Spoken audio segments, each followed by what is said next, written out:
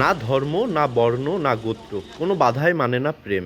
যুগে যুগে এমন অনন্য নজির স্থাপন করে গিয়েছেন লাইলি মজনু। রোমিও জুলিয়েটের মতো প্রেমিক যুগলেরাও তেমনি আরও একটি নজির স্থাপন করলেন তনুশ্রী দাস ও কবির হোসেন দম্পতি।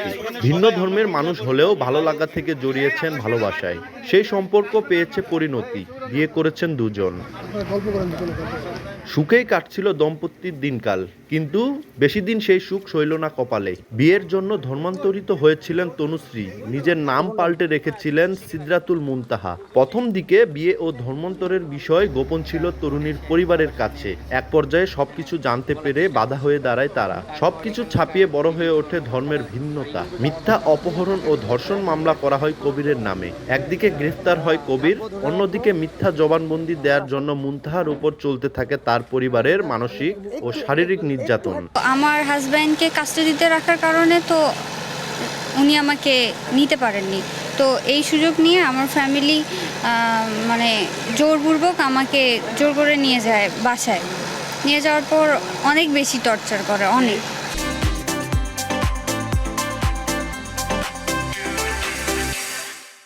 কিন্তু পরিবারের প্রচণ্ড চাপেও ভেঙে পড়েননি মুনতাহা। যে মানুষকে ভালোবেসে বিয়ে করেছেন তার বিরুদ্ধে কিভাবে দেবেন মিথ্যা সাক্ষ্য? আদালতে জবানবন্দি দিয়েছেন অপহরণ ও ধর্ষণের মামলাটি মিথ্যা। মামলা থেকে জামিনে মুক্তি পেল কবির, কিন্তু নিজের পরিবারের হাতে গৃহবন্দী হলো মুনতাহা। কিছুদিন পরে উনি মানে আমাকে উদ্ধারের জন্য মামলা করেন, কিন্তু কোনো লাভ হয় না। আমার ফ্যামিলি আমাকে অনেক জায়গায় মানে এখান থেকে ওখানে শিফট করে কিছুদিন পরই, যাতে উনি আমাকে খুঁজে না পায়। উনি অনেক চেষ্টা করছে। ইনফ্যাক্ট একদিন আমাদের বাসায় পুলিশ গেছিল, কিন্তু আমাকে আনতে পারেনি। এদিকে জামিনে মুক্তি পেয়ে হন্য হয়ে নিজের স্ত্রীকে খুঁজছেন কবির। প্রায় 15 মাস নিজের স্ত্রীর কোনো সন্ধান পাননি তিনি। যেহেতু আমি কাস্টডিতে, আমার অনুপস্থিতিতে আমার ওয়াইফকে সে কোর্ট প্রাঙ্গণ থেকে টেনে হিঁচড়ে তারা সেখান থেকে নিয়ে যায়। তারপর থেকে এই পর্যন্ত আমি তার কোনো খোঁজ খবর পাই না, কোনোভাবেই পাই না। শুধু একবার শুনেছিলাম যে তাকে ইন্ডিয়া নিয়ে যাওয়া হয়েছে জোর করে। তো আমি তাকে খুঁজে না পাওয়া বা প্রমাণ না থাকার কারণে আমি সেটা কোনোভাবে প্রমাণ করতে পারিনি। তারপর এই গতকাল আমি কোনোভাবে জানতে পারি যে আজকে তারা বর্ডার ক্রস করে ইন্ডিয়াতে চলে যাচ্ছে এবং তাদের ভিসাও আছে, এবং চলে গেলে তাকে সেখানে আটকায় রাখা হবে তার ইচ্ছার বিরুদ্ধে।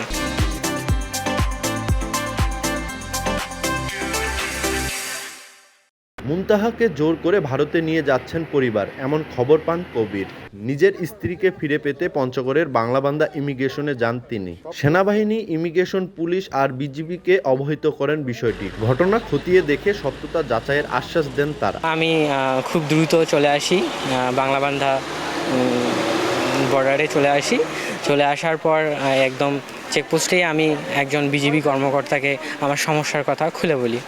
তো তিনি খুব দ্রুত এবং ব্যাপারটা অনেক সিরিয়াসলি নিয়ে আমাদের জন্য পেপারস নিয়ে আমাদেরকে তাদের যে সিনিয়র কর্মকর্তারা আছে তাদের নিকট পাঠিয়েছে, এবং আমাদের পেপারসগুলো দেখার পর সে বুঝতে পারছে যে আমাদের লিগ্যালিটি আছে।